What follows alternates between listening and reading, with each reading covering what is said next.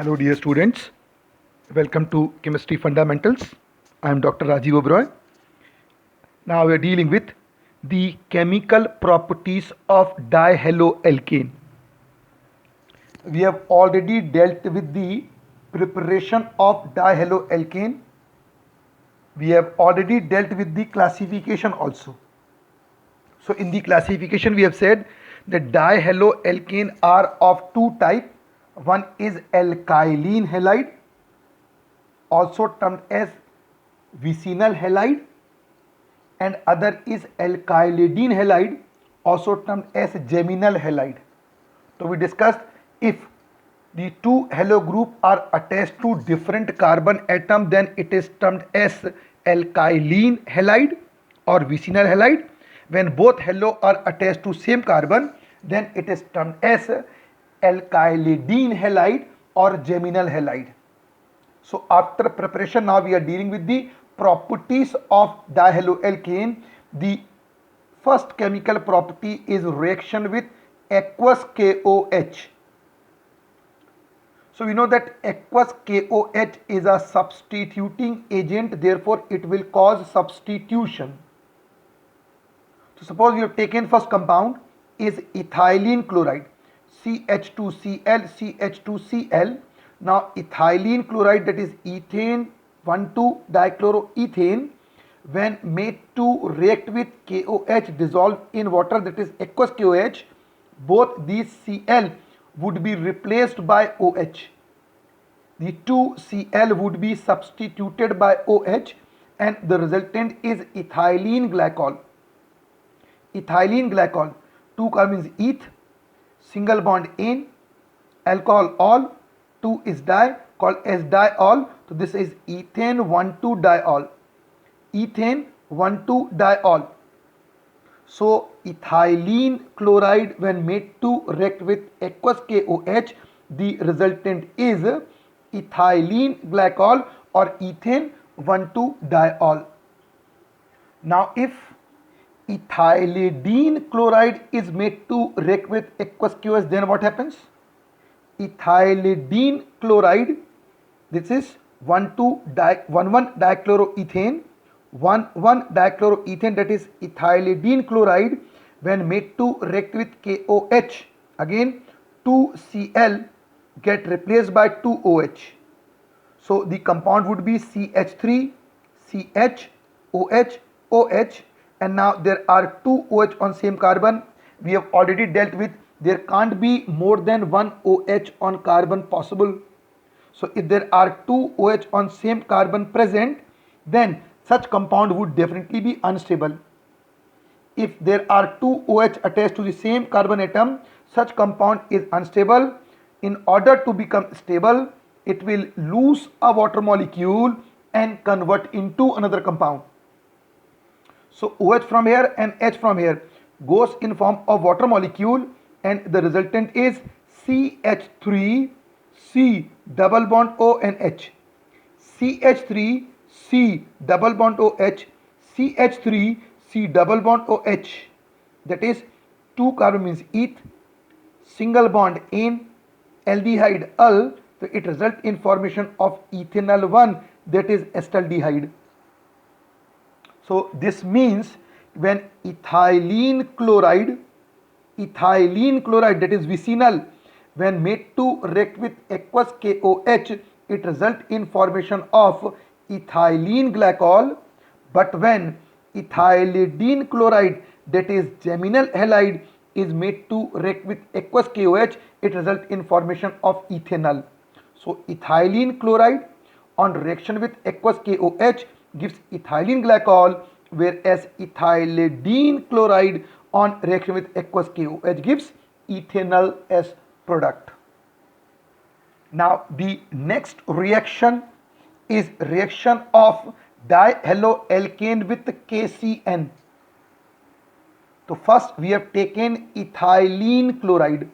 So ethylene chloride, that is 1,2-dichloroethane, when made to react with KCN dissolved in water, 2Cl and 2K goes in form of 2KCl.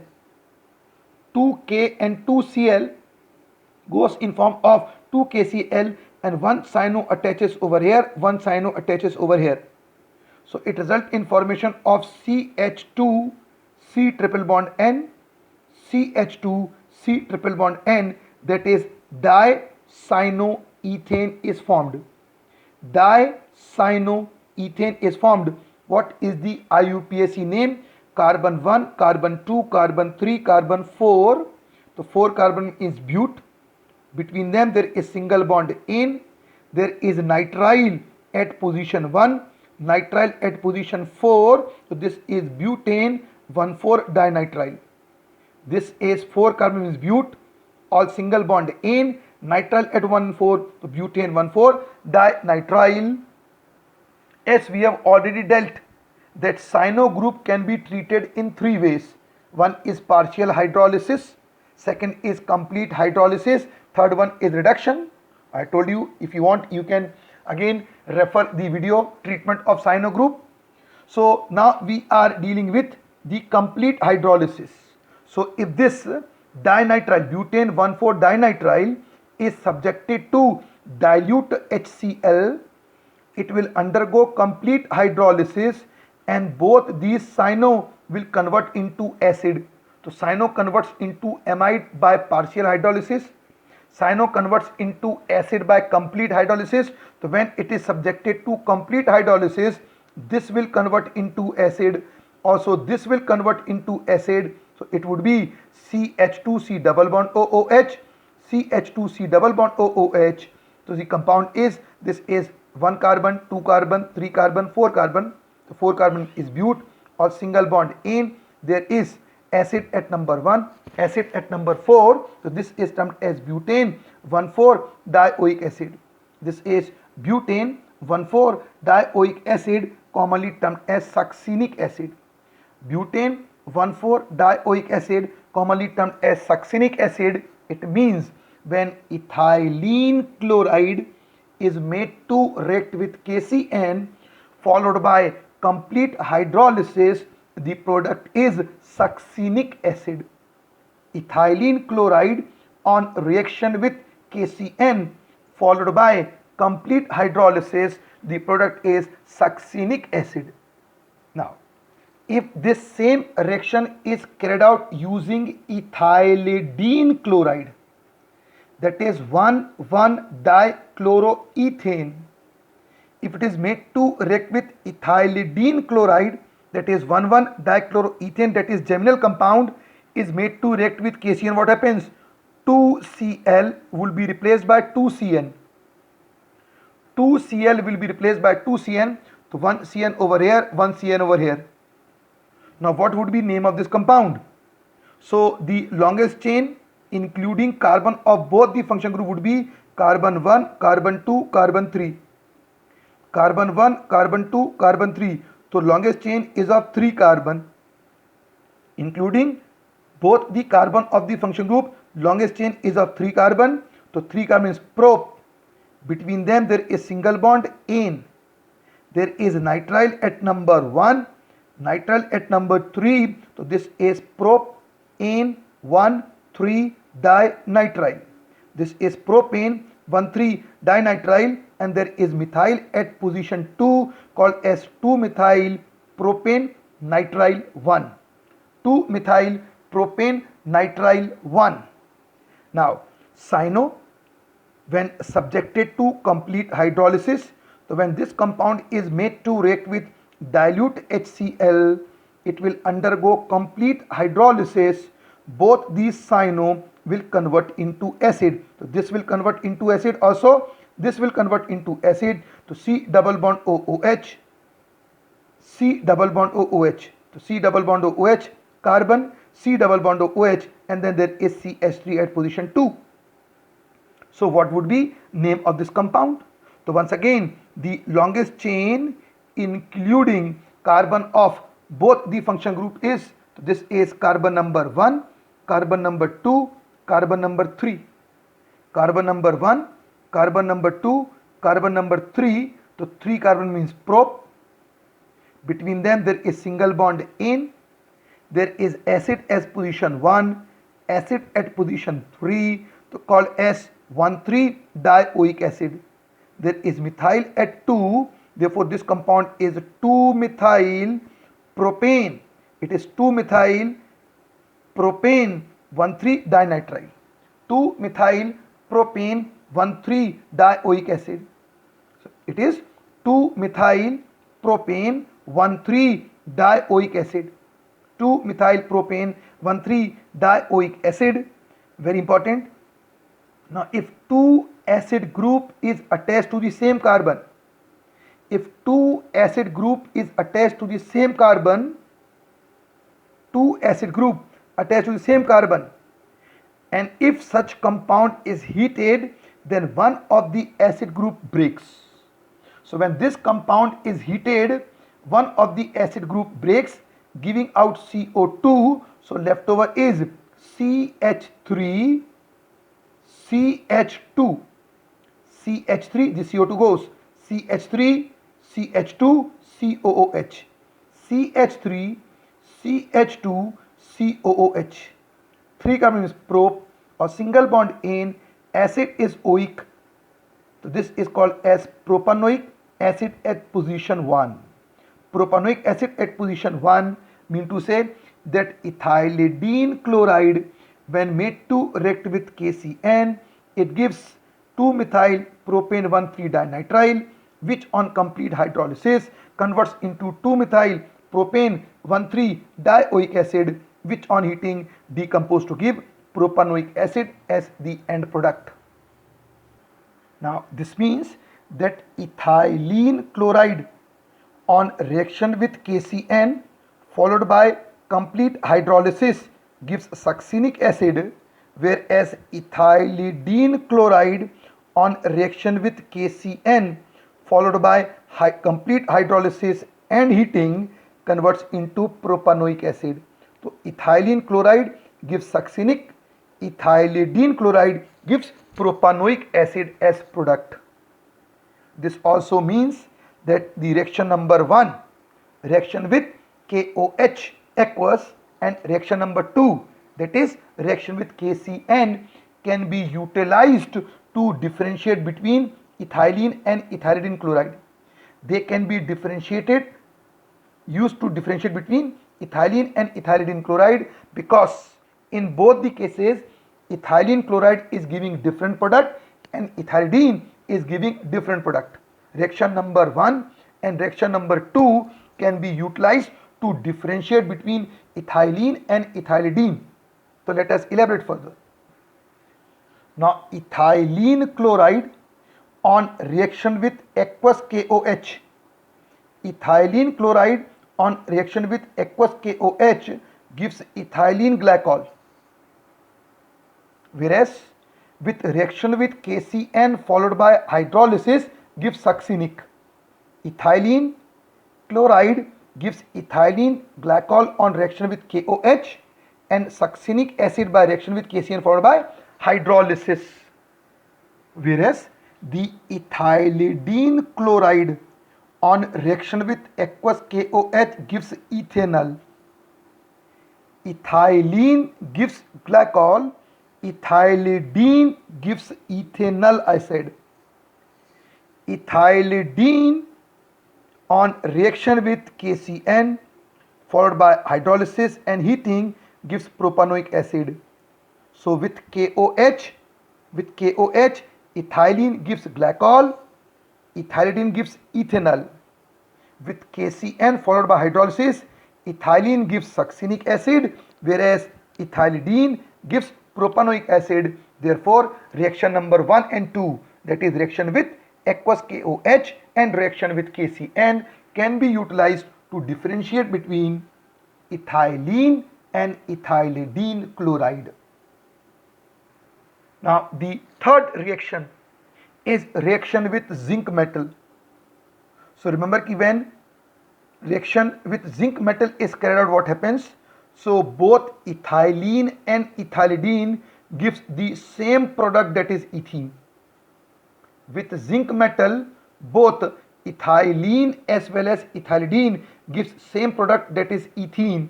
Hence this reaction cannot be used to differentiate between ethylene and ethylidene because both give the same product. Let us elaborate. So suppose I have taken CH2Cl, that is ethylene chloride.